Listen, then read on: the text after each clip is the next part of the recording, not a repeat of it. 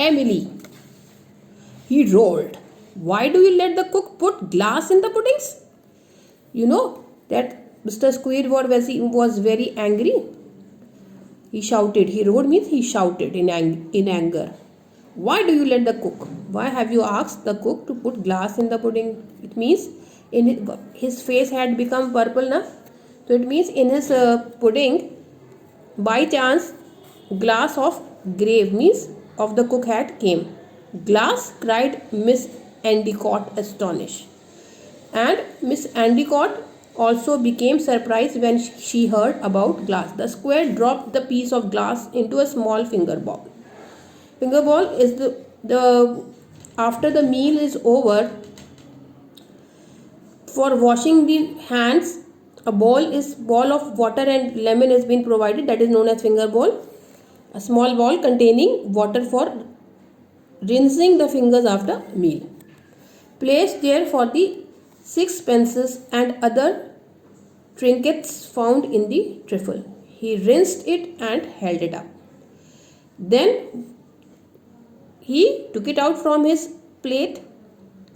He was shouting.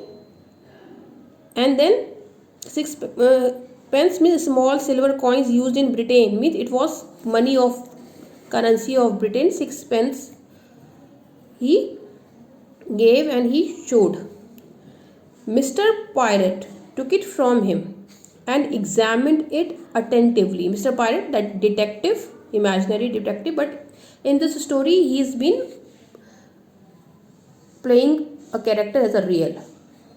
Examined it attentively, very carefully he looked it. It was a big red stone, the color of a ruby. And that red color stone was a precious stone, like it was ruby. It is real. Then he said it is real. A ruby that size would be worth 1,000. He said this ruby, this precious stone, is very expensive and it can be of thousands of rupees. It was a big red stone, color of a ruby, which was very expensive, said Jean. He inquired with Mr. Pirate. But how did it get into pudding? Asked Miss Endicott. Miss Endicott asked how it went into the pudding bowl. After dinner, Pirate paid a visit to the cook and found that the pudding had been made 3 days ago. Means that pudding was prepared 3 days back. Everyone had come out into the kitchen to have a stir and wish. Everyone went into the kitchen to know and to wish, because it was the old tradition, old custom. But this wasn't the Christmas pudding, but the pudding which they were eating was not Christmas pudding, which was always boiled in china mold with holy leaves, and it has been cooked in china. Here it means porcelain or ceramic, meaning bone china material with holy leaves. But it was not that Christmas pudding. Why? Which was always boiled in china mold. However, today the kitchen maid accidentally broke the mold. By mistake, the mold was broken. That is why all the pudding had became useless and not good for eating. So the one in the aluminium dish was served instead. And so instead of that pudding which was prepared on Christmas day, that was not served, some other pudding which was kept in aluminium, a type of metal we know, that from that vessel the pudding was served. Mr. Pirate thanked the cook. He said thank you. He paid the gratitude for this information and left, and he came out smiling a little to himself. He was smiling with himself and he came out. The fingers of his right hand played with something in his pocket, and he kept his right hand inside his pocket, and he was playing with something in the finger. Playing with something with his finger in the pocket. Mr. Pirate, do wake up. Something dreadful had happened.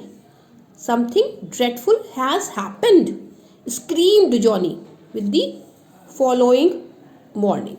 The next morning, Jean came to Mr. Pirate room and he was shouting, "Wake up! Something deadly had happened." Means some unusual thing had happened. He was screaming, means he was shouting. Mr. Pirate arose. Mr. Pirate got up and followed Johnny, and he followed him. Johnny was walking ahead and Mr. Pirate was walking behind him down the stairs, and he came down from the steps. Everyone was clustered around the door into the garden. Near the door in the garden, everybody was standing in a group, clustered. Jean came forward and pointed dramatically through the open door. Through the open door, he acted in a dramatic way, and he shone something. The snow-covered landscape looked ghostly in the early dawn.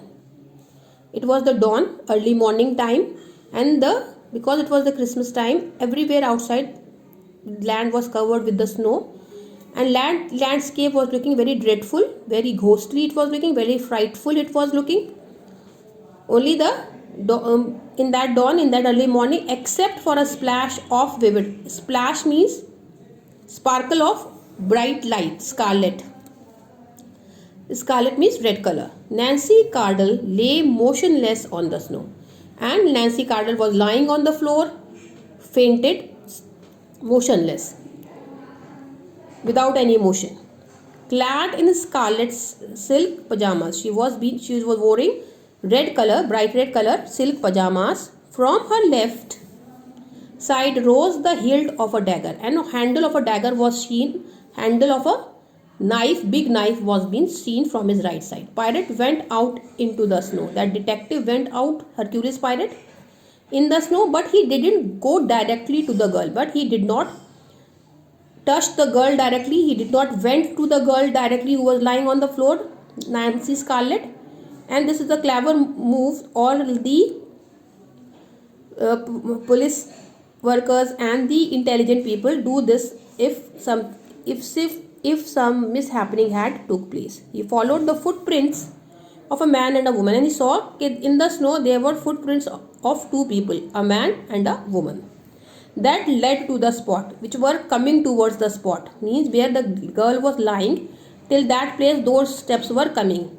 One step was of man and the other was of woman, means male and female. The man's footprint went away in the opposite direction, and on the opposite direction only one footprint was there of man. It means man had went back alone. Pirate stood on the path.